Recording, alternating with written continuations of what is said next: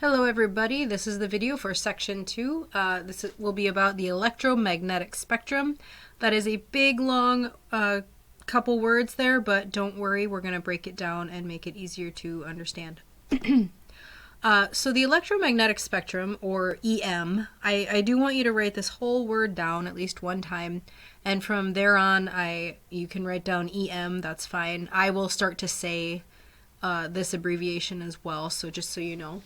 But the electromagnetic spectrum is the complete range of electromagnetic wave frequencies and wavelengths. And if you look here as we go from broader or bigger wavelengths down to teeny tiny wavelengths over on this end, you're going to see names that should be familiar to you. Radio waves, microwaves, infrared waves, visible light, ultraviolet waves, X-rays, and gamma rays. Now I know you've heard of many of those. Perhaps you didn't know that they all belonged on the same spectrum. Like I said, from huge wavelengths down to little teeny tiny ones. As we get to tiny wavelengths, we get an increased frequency here. I know many of you have had X-rays. You've probably heard about terrible UV waves that can cause skin cancer and wrinkles. But here's where they fit all within the spectrum. So our properties of light waves, all light. So every single wave I just showed you, they are all types of light. And these waves are transverse. And you can see that because they have the very distinctive up and down shape. And all of these waves have an electric part and a magnetic part, hence the term electromagnetic.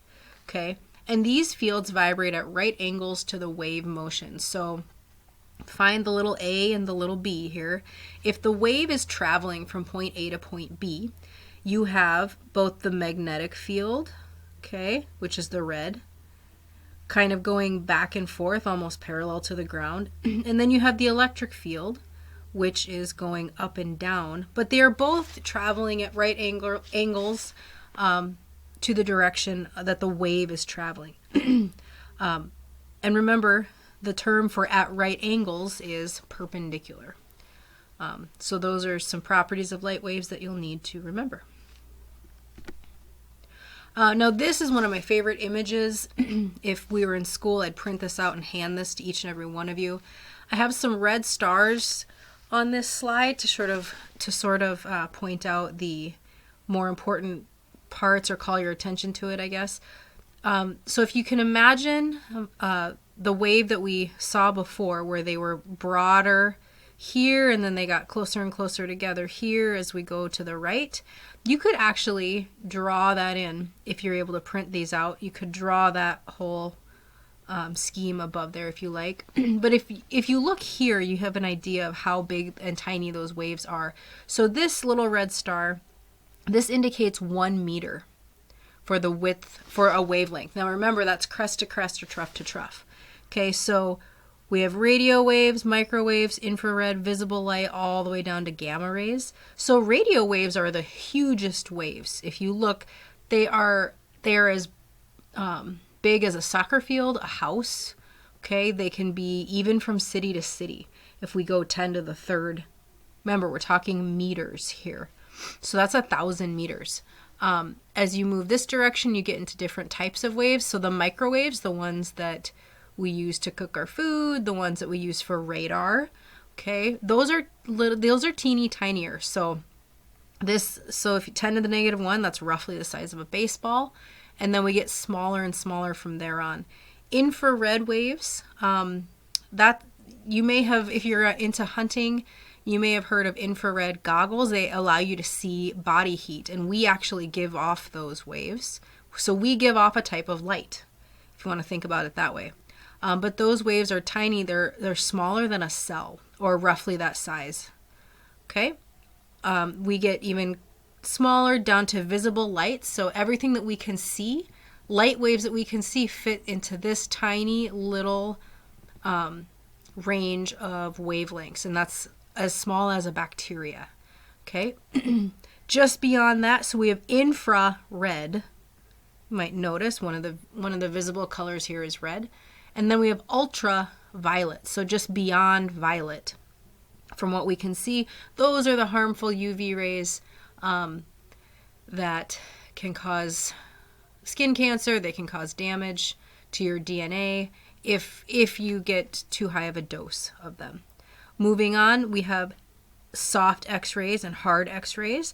They are as small as a water molecule or a protein that makes up something in your body, your skin or your muscle or whatever.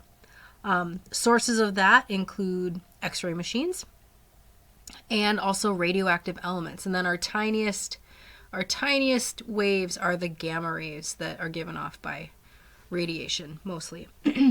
Over here, so I also drew in the symbol for wavelength. Remember, that's a lambda. Down here, this is the frequency. So as you can see, the tinier the wave, so 10 to the negative 12, so that's teeny tiny distance, the higher the frequency, so 10 to the 20th, which means you're getting lots of teeny tiny waves every second. I put in a little symbol over here for hertz because that's how we measure frequency. If something is 10 to the 13th hertz, that's pretty high compared to 10 to the 6th. Okay, and then this last part down here, the energy of one photon, that's just there as extra information. I'm never going to ask you about that. Okay, you will need this slide to answer some questions for some of your work though, so just maybe star this.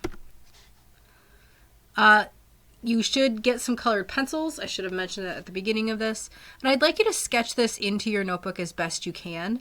All I'm asking for is a rough rectangle and shade it in roughly how this is.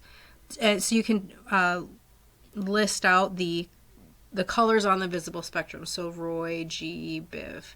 And you'll notice, so a fair question might be, what is the wavelength of green light? Well, it's 500 nanometers, so very teeny tiny.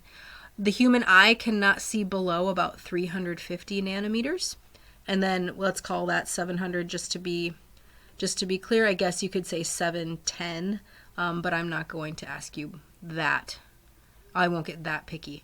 But if I were to say, there was light detected in outer space and it had a wavelength of 450, what color is it?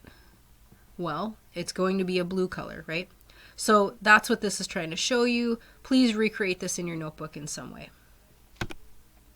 All right, so I would like you to watch all of these videos. They are anywhere from 2.5 minutes to maybe 5 or 6 minutes. And I have them listed here in order of the biggest waves down to the teeny tiniest, the gamma rays. These are all on YouTube. They are from NOVA. Through PBS, and so they're really interesting. Some of the images are already a bit old, but it's pretty fascinating information, especially as you get down to UV light, X-rays, and gamma rays. So that's it for the video this week. We'll see you in class.